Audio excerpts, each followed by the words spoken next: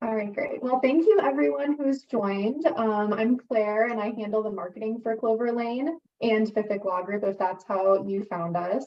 Allie, our presenter today in the top left of my screen, is the marketing technology director for My Home. And she's also the resident Google Business Profiles expert, which is what you're here today to learn about. My Home is a part of WFG National Title, who are our Clover Lane's wonderful underwriters. So this is part one in our two-part webinar series on Google Business Profiles. So today we'll be reviewing the setup, best practices, and basics of leveraging your Google Business Profile. And whether you've never set up your business profile or you're already familiar with it, that's okay. You're in the right place. This webinar series, I also want to mention, is part of our Clover Lane's digital business development service that we offer, and it's totally complimentary. And something else through that we offer is individual marketing training. So please feel free to reach out to me after this to schedule a one-on-one meeting to implement anything and everything that you learn here today, or suggest to someone else on your team or someone else that you know that could benefit from that. We are totally here for you, all of our real estate professional friends. But yeah, I'm really looking forward to the topic today. So with that, Allie, if you want to take it away. Awesome. Thank you so much, Claire. I appreciate it. And thank you guys for having us. We always love being here with you and being with your agent partners and your lender partners, just kind of educating the market. But yes, like Claire said, today we're going to talk a little bit about Google Business Profile. Today is a very simple class where we're going to talk about setup, which is actually extremely important because there are certain ways, best practices for a real estate agent to set up their Google Business Profile. Now, if you have a Google Business Profile already, that's totally fine. What happened at the end of 2022 was Google decided to completely redo their platform and take away Google My Business app. They decided to make the actual Google Business Profile platform just kind of innate in a Google search. They've done a lot of changes inside of the Google Business platform, and it's really important to understand that because if you haven't been inside of your Google Business Profile since the latter part of last year, I encourage you to jump in there, see how it's new, what's changed. Your app will not work anymore. You have to go straight to Google and log in and manage your business from there. But what we did notice is inside of that transition, Google kind of locked a lot of accounts because people didn't have complete profiles. So if you do get into your account and it's locked or it's frozen or there's an issue or whatever that is, please let us know. You're welcome to troubleshoot it on your own, but if you need help from Claire or myself, please let us know and we'll do everything that we possibly can to get you up and running again. So let's get started. Like I said, today is going to be a very basic class, and it's on getting started with Google Business Profile.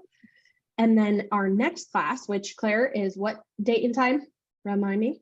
That one is, I think it's May 7th, I believe. I'd have to double check. I'm pretty sure it's May 7th, same time. Awesome. Yeah. And that one's going to be optimizing. So not just like the basics of the setup and how important that is, but like how do we actually leverage this platform as a lead generation tool for you? Okay. So today, just getting started. If you have questions, throw them either. All good. If you have questions, throw them in the Q&A. Claire, if you want to just kind of notify me if there is a question that comes in Q&A that I don't see, please let me know and then we'll address those as they come in. But I would rather you ask a question as it comes up so we can address it and then move forward. Okay, let's go. So I'm Allie, like Claire said, I'm with My Home. I'm a marketing and technology director. My focus is on the digital side of kind of what you guys do and what our title agencies do. I help real estate agents, title agents, lenders, real estate attorneys with their digital marketing, their technology implementation, their sales processes. And I've been doing that for about a year, although I've been in the real estate industry for 11 years. I've also been in sales for 22 plus years and I love it. So real estate is my home and I love it here. So if you guys need anything, feel free to reach out to me. All of my contact information is below. Let's get started though. Okay, so first and foremost, you're going to want to go to Google. I know it sounds simple, but go to business.google.com if you don't have a business manager yet or a Google business profile yet. When you go to Google, business.google.com, it's going to give you two options. You can either create your own business, create a business with the name of your business, or you can find a business that's maybe already listed. Like, let's say your business is, somebody's already listed it as a location on a social media site. It might already come up in Google, but you might not have claimed your business. So what I would do is just search for your business, see if it comes up at all. And then if it does, but it's not claimed, type that in here. So type your business name in here and claim your business. Otherwise, we're going to create a new business with this name. Mind you, the business that I'm showing you right now, it's completely fake. It is not approved. My family's last name is short. My husband's last name is short. My kid's last name is short. So I just use this as an example when I was trying to set up a fake account just to show you guys. So this is a really important piece of the Google business profile is your name, your business name. And the reason that it's really important is because when you're creating a Google business profile and people are searching, let's say they're searching your name or your business name, and it comes up on Google, but on Facebook, your business page is a different name. And then on Instagram, your business page is a different name. What you're telling Google is that all three of these companies are different companies. Where when we want to actually leverage Google for lead generation, we want to tell Google that our name on Google is the same as our name on Facebook, and it's also the same as our business name on Instagram or anywhere else online. It makes for better search engine optimization. It makes for better local search. And it tells Google, hey, I'm a true business. Like I'm a legit business with amazing business pages, and these are all mine. So when somebody goes to search you, they're getting a full story and a full picture of who you are as that business. So if you are, I'll give you an example. If you are John Smith, forgive me for using a brand, John Smith, Remax Realtor or Remax something Realtor, you should be like, let's say you're using that for your Google, you should be that on your Facebook and you should be that on your Instagram profile as well, okay? And then what also happens is once you create your Google account, Google automatically finds your business in these spaces. You can't add them to Google. Google has to go and find them. So if your name is not the same, it will not pull in your Facebook profile and your Facebook business information. It will not pull in LinkedIn. It will not pull in all of these third-party resources because it doesn't know that you're the same person. So if you need help with that, creating that business name and making sure that it's on every single one of your platforms, please let us know. But that is a really big deal, and I didn't want to skip over that just right in the beginning. If you already have a business profile, I would say go on and figure out which name you want. Let's say you really like the name that you have on your Facebook business page, and redo all of your other accounts to that specific name. So key points, I just mentioned this, business name you use on other platforms. The other thing that you want to do is in your business category. So Google has told the real estate industry, we want your primary category to be real estate agency. You have the ability to choose real estate agent, but real estate agency is going to get you better local search results. And I believe, they don't say why, but I believe the reason is they know that a real estate agency usually has like a physical location. It usually has a brokerage location in a very foundational and solid place, where a real estate agent tends to not be so like brick and mortar. A lot of times they'll move brokerages and stuff like that. So they realize that real estate agency is likely going to get you better results. So if you want to put as your primary business category real estate agency, you have the ability to add secondary categories where you can do, you know, buyer's agent, seller's agent, real estate investor, all of those different things. But make sure your primary category is real estate agency.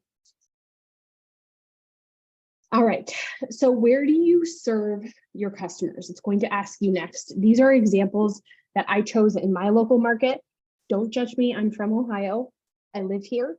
I'm not a competitor or anything like that when it comes to like football. I don't know who you guys root for football or whatnot, but everybody's like, oh, Ohio. But the reason that I wanted to show you this is you can choose the cities that you want to work in. But in some instances, you can also choose smaller communities inside that city. So for example, in Columbus, we have little kind of like pockets or neighborhoods that are still city neighborhoods, but they also are like what back in the day we used to call boroughs. So if you look down here, this is called Linworth. Linworth is actually a small community inside of Columbus. Riverly is also a small community inside of Columbus. There's another one called German Village, which is inside of Columbus. But these are really important. So if you guys in your area have these little pockets, sometimes they come up and sometimes they don't. But you can choose these tiny little pockets if those are areas that you specialize in. The other thing I want to stress is when it comes to an area, let's say I've been working in Hilliard, and that's where the main part of my business has been the last 5 years. But I've decided I don't want to work in Hilliard anymore. I want to work in Dublin. I can remove Hilliard as one of my focus areas. Do we want to do that? Maybe not. We don't want to lose out on the money right now since, we're tight on inventory. But if you did want to just focus in on specific areas, maybe you want to raise your price point or something like that, you can remove areas that you don't want to work in as well. Susan, you said, can you edit in Google or do you need to start over with a new Google business page if they're not the same? Great question. If it's the only time I ever tell people to start a new account is either if it's a different type of business or if they don't have ownership of their profile. What I mean by that is a lot of times people will have like an assistant or somebody who used to be on their team create the profile for them in an email address that they no longer have access to. Otherwise, you should be able to change your name in Google. It might just take a little bit of an approval process and an approval time to rename your actual account. Google's a little finicky. So if you did try to do that, you also might have to give reasons for it or whatever it is. I know one time there was, Meg and I actually had to help somebody through the process of getting his Google profile approved. And that was because he was working for a company and the company had a profile, but he wanted to create his own profile because his contact information, he was out in the field 99% of the time. And he's like, I want somebody to be able to contact me off of my business. I'm licensed, I still hang my license here, all of this stuff. So we ended up going through a licensure process with Google, and within 24 hours, he was approved and he had his own profile. Sometimes it can get a little complicated, but most of the time it's not too bad. And just letting Google know, hey, they might even ask, what's the reason for the change? And you can just say, hey, the name of my business is actually XYZ. And then you can include links to like your Facebook and your Instagram page that show that that's the truth, okay?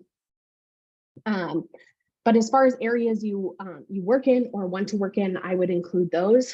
And this is just a really great place to kind of pick and choose where you want to work and where you don't want to work. All right, so after that, you're going to choose your business address. So if you want to, there's a couple ways to do this. So if you want to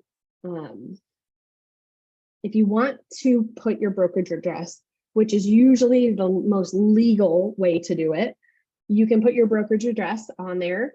The hard part about putting an actual physical location address is Google's going to likely want to send you a postcard for approval. So essentially you put in your address, Google says, we'll send you a postcard in 7 to 10 days. It's going to have a code on there. You're going to have to put that code in, let us know that you're an actual location.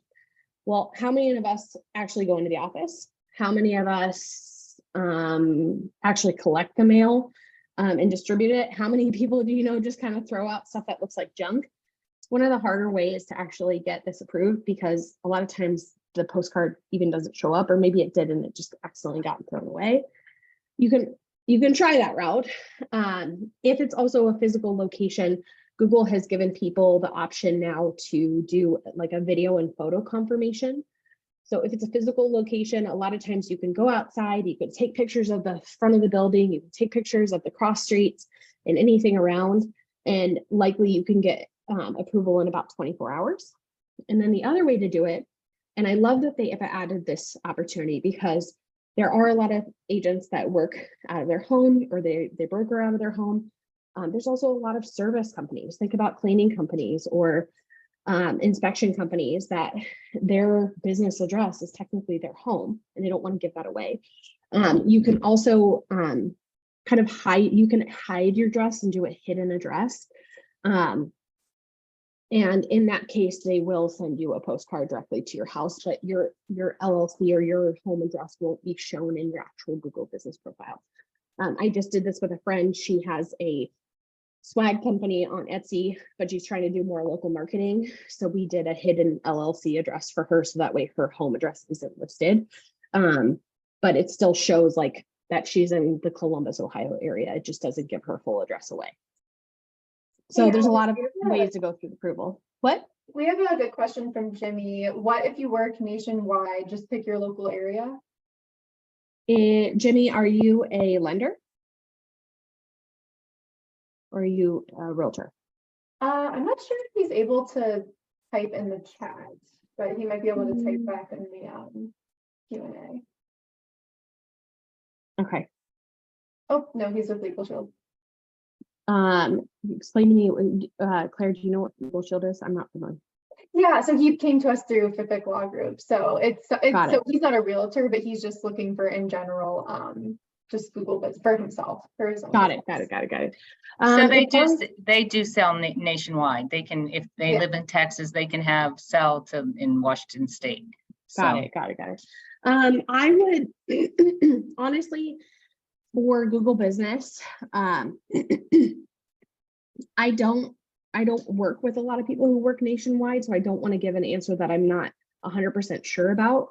My main focus with Google Business is that local search, because that's where it's most powerful. I'm not 100% familiar with like a nationwide search, and usually Google Business is going to be directly related to more of like a local type information, whereas like a larger company or a larger business is going to work through search engine optimization, website backlinks, all of that stuff on their website to get results, versus a local business profile. So I would suggest, yes, if you still want to get local search, I would do the more local locations, brokerage addresses, or your address locally and stuff like that, just to get more results locally. Whereas then you can work on your website and your SEO and your social media and stuff like that when you're looking for more of like a national search. So you have an existing profile created when you live in Austin and now you live in Houston. So you'll go to your business profile and you'll just remove that Austin location, unless you want to keep it, that's totally fine. But you would just add in Houston at the end. So go to your actual profile and then it'll have you edit your service locations and you can add those. Yeah, no problem.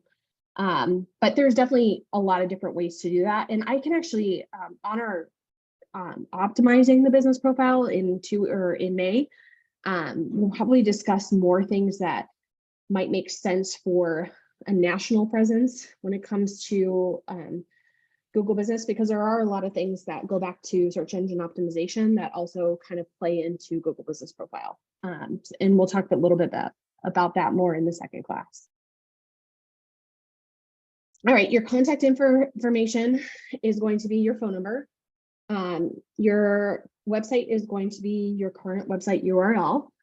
I do want to say, before we get fully into this, if you're using a brokerage email, don't use it for your Google business profile.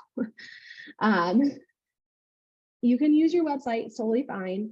I always prefer agents to have their own website, but if you're using Google Business if you're using your brokerage email for your Google business profile and something happens and you either leave your brokerage or your brokerage shuts down or something crazy happens and your email is no longer available, you're not going to be able to get into your Google business profile. And I don't want to see that happen. I would rather you use, a Gmail or a different email and use that, as well as, a more custom or landing page website URL. Because when you remove like a brokerage email or a website URL, you're removing a lot of that SEO. So to kind of own that and own that space, it's really important as a real estate agent. It's kind of like, I love the fact that brokerages give you, give agents CRM to use, but it's usually not the most ideal thing if you ever decide to leave. So I always like to suggest to agents, if you can own as much of the information as possible versus having your brokerage own it, that's usually the way that I suggest people to go. So that's here. So phone or email, you can get verified. You have to get verified. So you select a way to get verified, whether that be phone or email or mail to a physical location. Because I set it up as like an LLC type thing, where I didn't want my address listed, it allowed me to get verified, either call, text, email, or choose your options. This might look different to you depending on what email or depending on what physical location address you choose to do, or whether or not you're doing a home versus a brokerage. This also might look different. So I actually screenshot photos from my phone when I was setting it up. You can set up from your phone or you can set up from desktop. So it might look different on desktop, but it all depends on kind of how you've set it up. So to get verified, phone, email, mail, or physical location, but this might look different depending on what you choose for your address. So it's going to send you a code either by phone or by email or that postcard. And you're going to take that code and you're going to put that in here, and it's going to tell you your code was accepted and you're being verified by Google. It might take a few minutes, and you can continue to make edits in your business profile at this point. And then once you go and get verified, then you can start adding more in-depth information. So that's where you're going to add in your services. So if you actually look at this, so your main category is going to be up at the top, and it's going to be something that you cannot change. But then because you're a real estate agency, it's going to give you other options for different things that you can choose that you might specialize in. So this is where I said you could add buyer agent services, seller agent services, first-time home buyers. Let's say you work distressed properties, you could do that. Maybe you did interior design and you want to add that to it. Or, maybe you were also consultant on landscape design, or you're a master gardener. You can always add those services to it depending on what you offer in your real estate business. But you're going to want to choose all that are pertinent. Doesn't matter how many you choose as many that are applicable.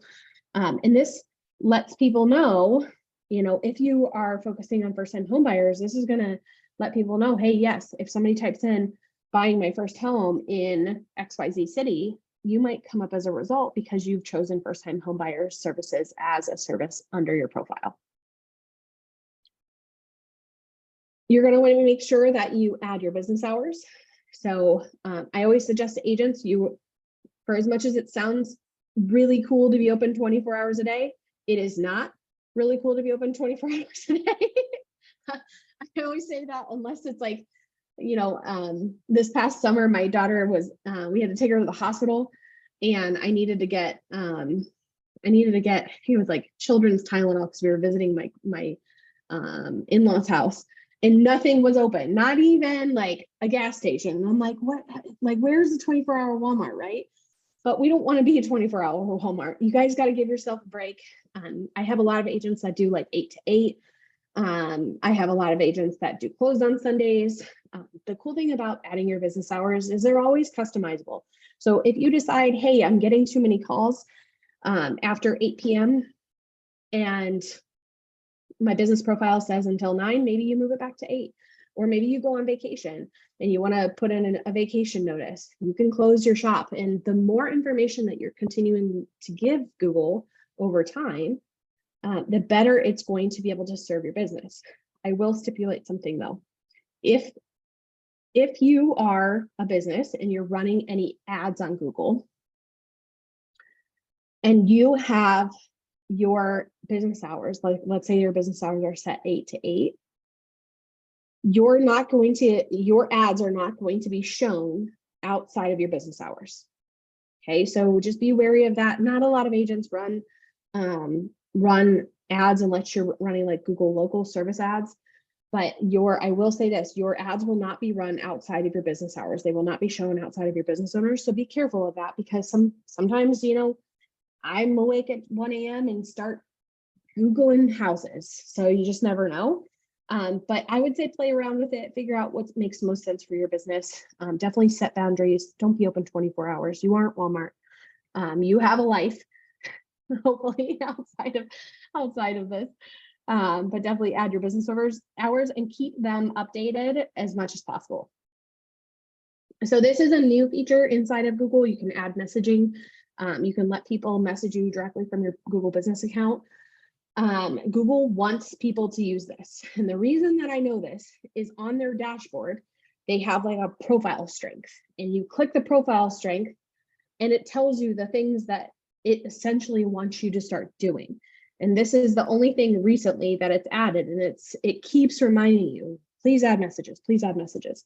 The cool thing about this is, let's say somebody messages you and asks you a question about your business, or if you focus on a certain area or whatever it is, that message is going to come directly to you in an email.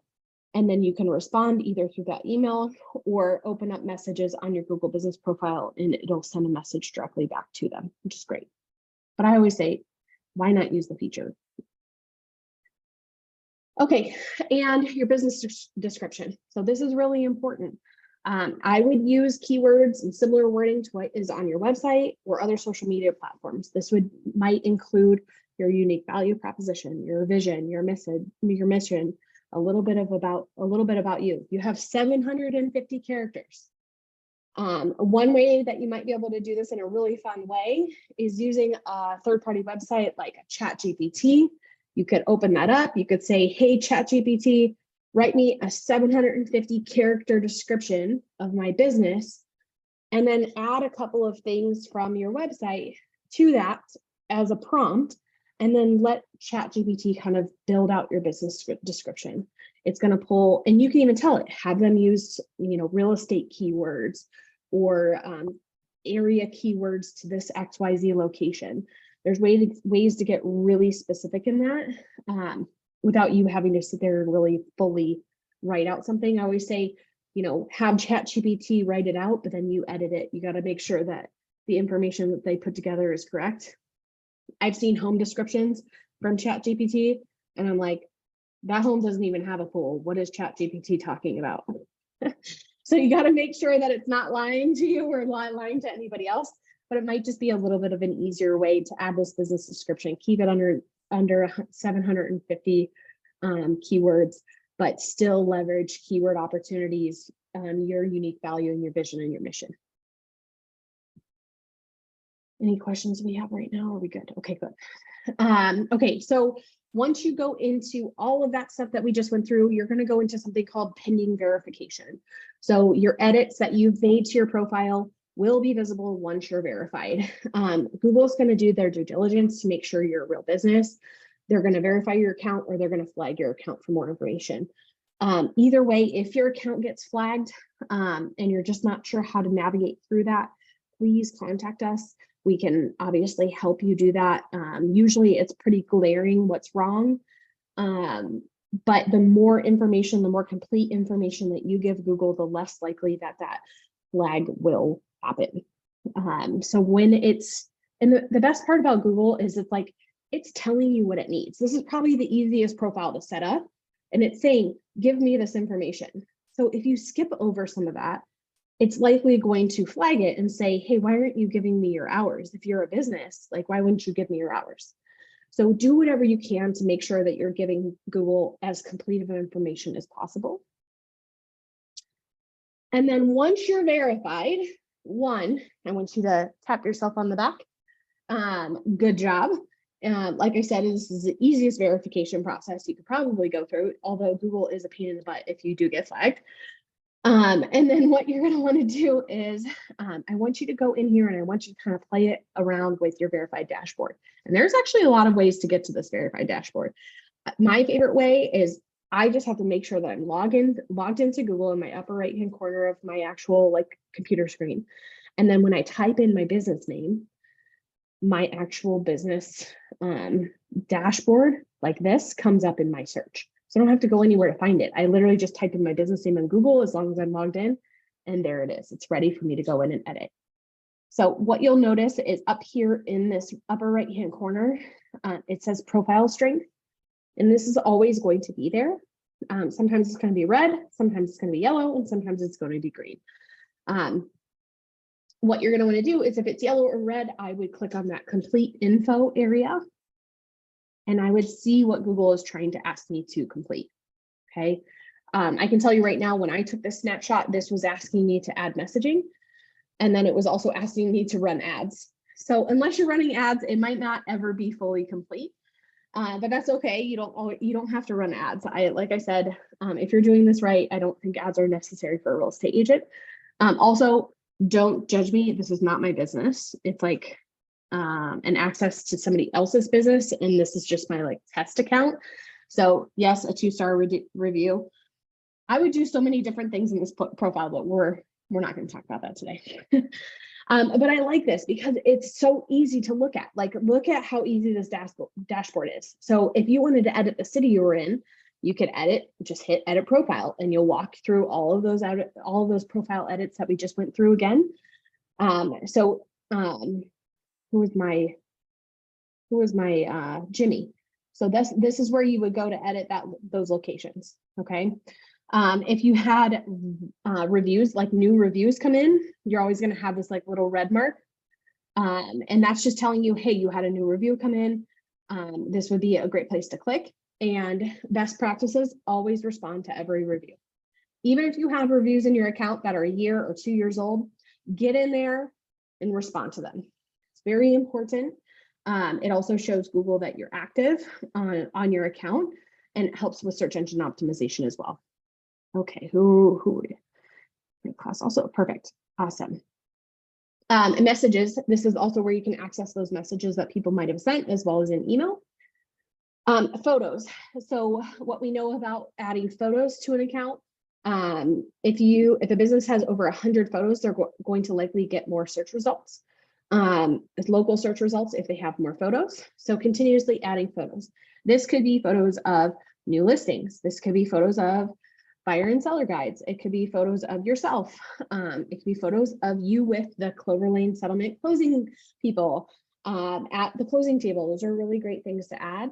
And one of Meg's favorite things to suggest is if you're taking pictures at the closing table, when you request reviews from your clients, send that photo to them and have them post that photo in the review. It helps with search engine optimization and local results. So that's a great way to do it. And if they don't do it, then you add it. It's all good. The performance dashboard is going to tell you exactly how many people have searched your business. It's going to tell you if they've called, if they've requested directions, all of those wonderful things. And you can kind of adjust it based on month to month, quarterly, and I think it goes all the way back up to 6 months to a year. Advertise. I always say stay away from this button. It's scary. Until you have everything else going on and we're running like a well-oiled machine, don't touch this button. No insurance needed. You can edit your products here. Your product, what is our product in real estate? Anybody know? What's our product? Homes, woo, yay. So you can add your listings inside of your edit products dashboard. This is a great place to add new listings. You can also add information below them, such as like when open houses are coming, all of those wonderful things. That would be a great thing to add here. You can keep it up as long as the home's listed. I do suggest people to take it down after it's not listed. We just don't want to bait and switch people to call us and then say, hey, the house isn't available anymore. But this is kind of something that you would manage. I would say month to month is fine. Even if it was on there, a week or two longer than the actual listing sat, you can remove it, once a month or whatever it is. Edit services. So your services are going to be the things that we talked about earlier, buyer and seller services. If you offer interior design service or whatever it is, those are the things that you can add here. Bookings. So people can actually request a time to book on your calendar if you want. Obviously calls, they can call through. Q&As are awesome. So on your dashboard, when people search you, there's a spot for Q&As, and Q&As are questions that people have asked your company. Well, the cool thing about the Q&As is you can ask your own company questions too. So if I wanted to go in there and ask my company common questions, like Susan, for example, like let's say somebody was like, why do I need title insurance?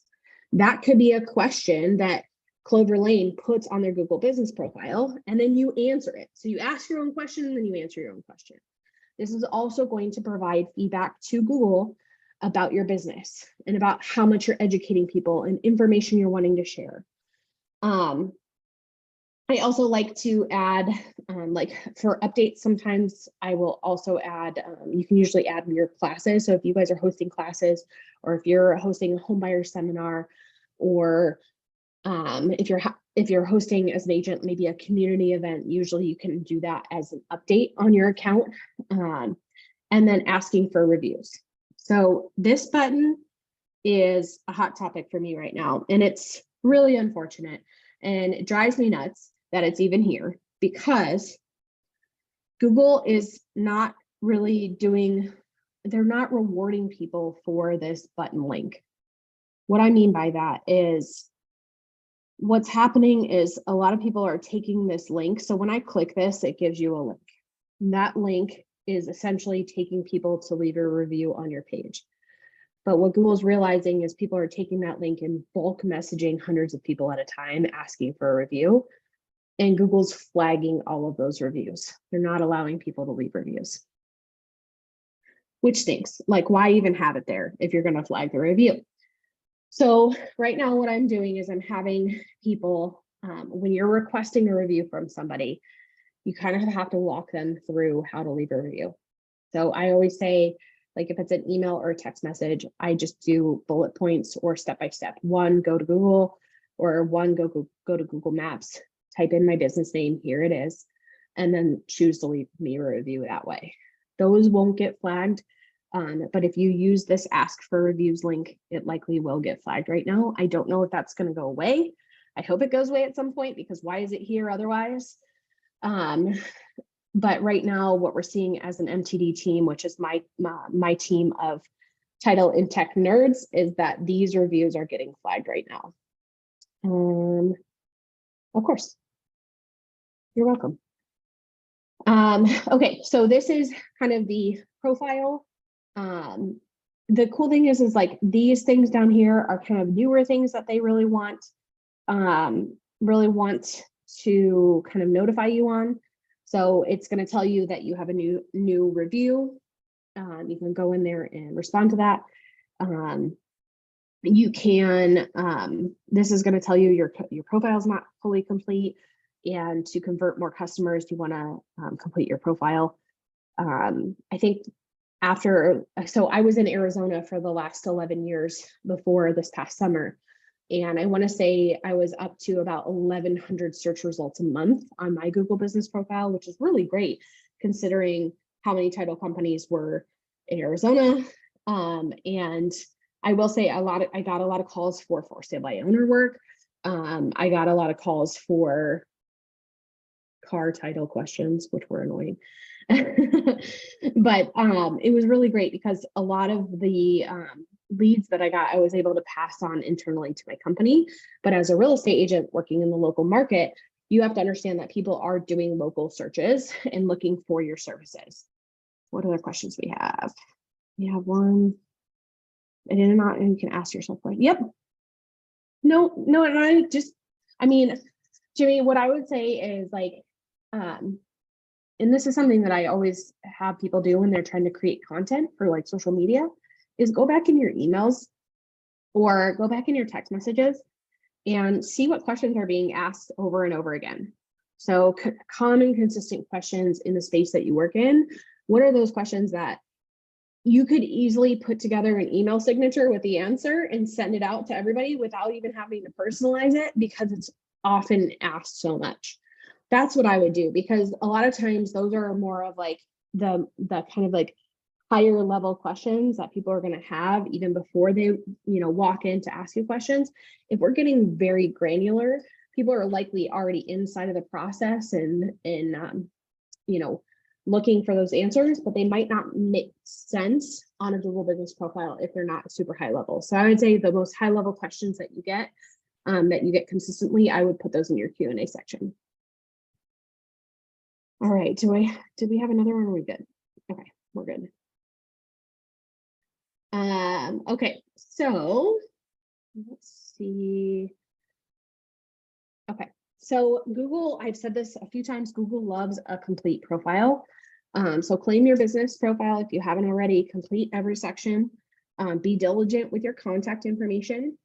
Your NAP should be the same across all digital platforms.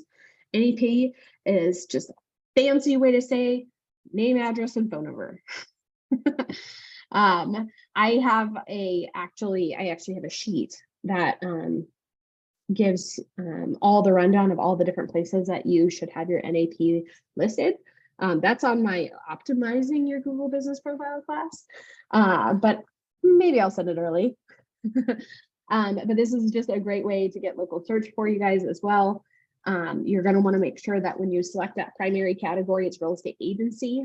Your secondary categories can be real estate agent, real estate consultant, real estate investor, buyers, all of those different things. Choose the areas you serve or you want to serve, or both. Add photos and videos of yourself, your team, your listings, your clients. Like I said, 100 plus photos get more clicks. I will also be teaching you a secret on photos in the next class. It's a way to hijack, essentially my next class, I feel like, is like hijacking Google to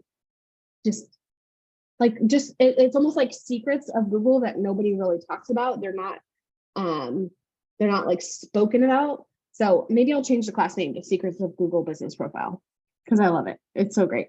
And then one of the biggest things, and this is something that I want you to think about right now, is putting in place a Google reviews strategy. This is likely the most important, if not, it's the second most important thing you can do on Google. The first most important thing you can do on Google is have a complete business profile. And I'll even share the graph with you, because Google gives us data and says, these are the things that I want. And the number 2 thing that they want is reviews. They want consistent, they want relevant, and they want recent reviews.